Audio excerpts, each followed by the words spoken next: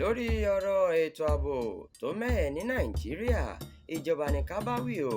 Baba-Ahmed ló sọ bẹ́ẹ̀. Olùdámọ̀ràn pàtàkì fún ààrẹ orílẹ̀-èdè yìí tẹ́lẹ̀ Hakeem Baba-Ahmed ti ní àìkún ojú òṣùwọ̀n àwọn olórí tí wọ́n ti darí orílẹ̀-èdè yìí sẹ́yìn ló sún adé ipò táwa lónìí.